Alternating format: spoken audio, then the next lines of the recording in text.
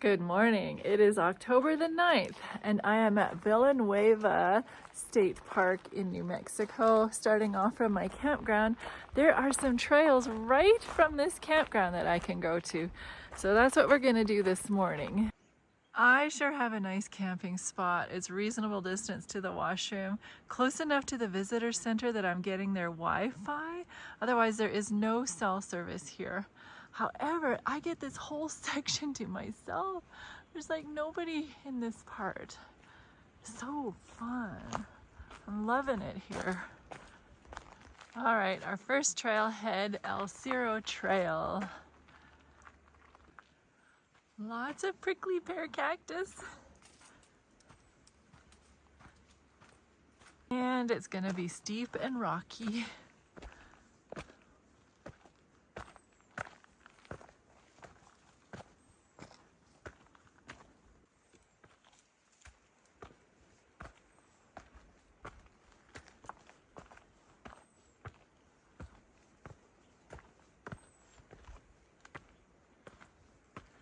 King Saul wanted to kill David, and he even told his son Jonathan and all his servants of his intent. But Jonathan and David were close friends, so he tried to reason with his father. Don't you remember when God used David to kill Goliath and the Philistines? You delighted in him then. Okay, I won't kill David. And he swore, saying, "As the Lord lives, he shall not be killed." So Jonathan told David and brought him to his father as in times past. Well, war broke out once again, and David went and fought with the Philistines, and they fled from him.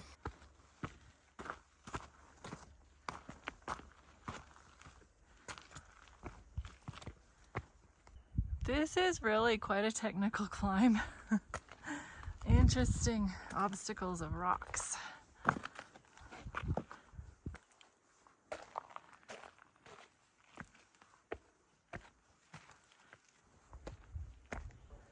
When David was playing music for Saul, a distressing spirit came over Saul again, and he threw his spear to try and pin David to the wall.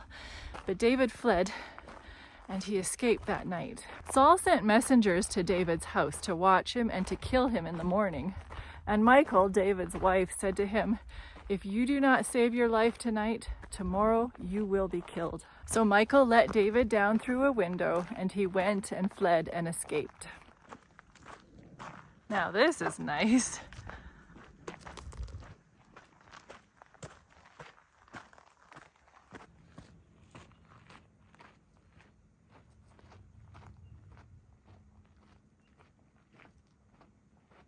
Michal took a household idol and put it in the bed, put a cover of goat's hair for his head, and covered it with clothes, and then told Saul's men he is sick. Saul sent his messengers back to see David, saying, "Bring him up to me in his bed, that I may kill him." Well, when they got there, they saw that it was only an idol in bed. So Saul said to his daughter, "Why have you deceived me like this, and sent my enemy away, so that he has escaped?" Michal said, "He said to me, 'Let me go. Why should I kill you?'" Michal had evidently inherited some of her father's traits. She did not hesitate to offer up the excuse that her husband had threatened to kill her.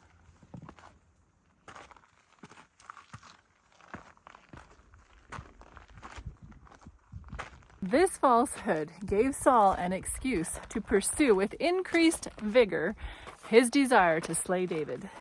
Kind of like the end of the wall from a different perspective.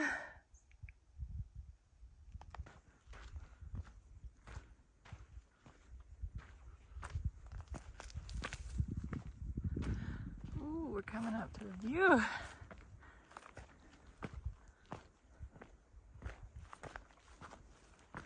Beautiful.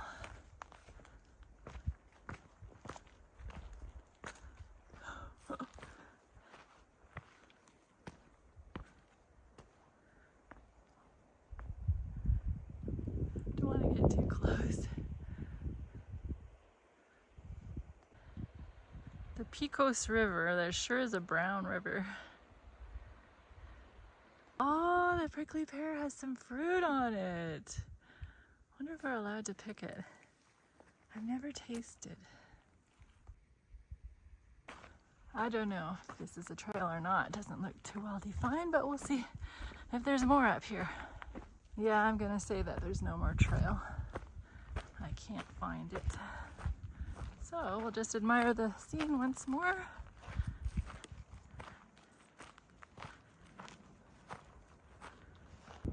There's a good view of the El Cerro campground, which is a primitive campground, and it's first come, first served.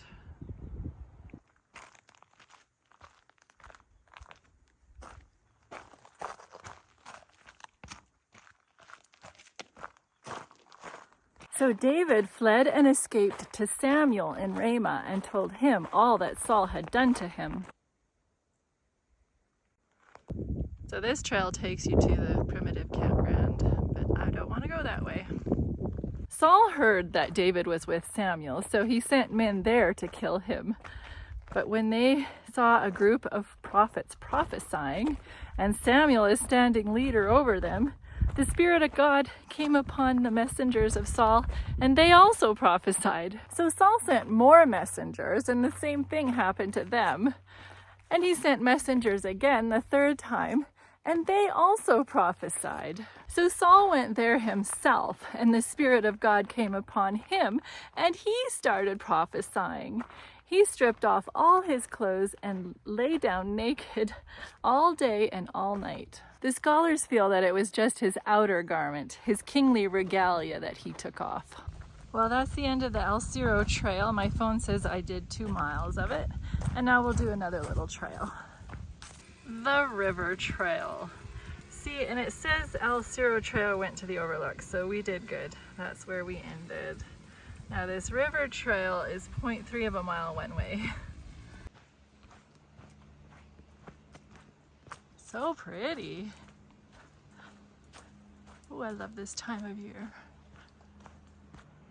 Oh yeah, you get to be really close to the river.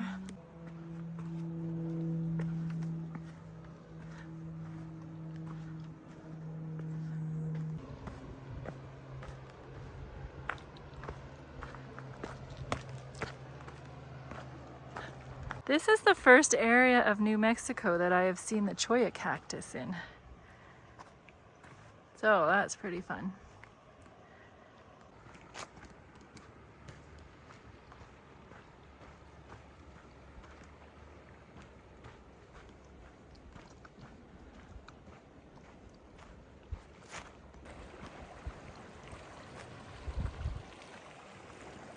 It seems there's 2 parts to this river trail, an upper section and a lower section, and I'm doing the upper one right now. Oh, there, now we meet. Oh, I get to get close to a cholla. It's got some fruit too. Uh-oh, a fence.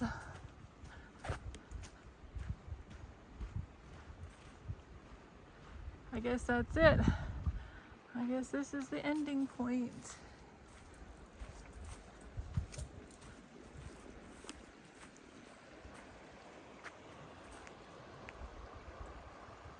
Yeah, New Mexico State Park boundary line. I don't want to go more because I don't know if we're allowed to. Saul's prophesying is not resulting in prophetic messages from the Lord, but is serving as a sign of God's power. And perhaps here the Holy Spirit pleaded with Paul personally for the last time. But we shall see in future hikes that this humble position did not last long for Saul.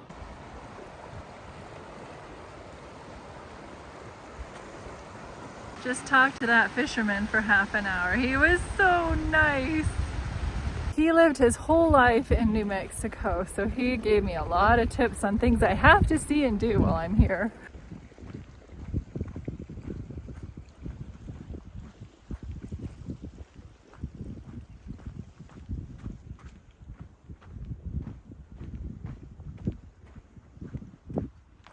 Is there anything in your life that is consuming your passions and you want to get revenge on another person? Let Jesus speak to you and change you. He can take away bitterness. He can heal your heart. The Healing Hiker gives the El Cerro and the River Trail a 5 out of 5. Absolutely fabulous. I enjoyed it so much. And now coming back to my campground. So what is preventing you from giving your life to Jesus so he can take the bitterness out of your heart? I'll see you in the next video.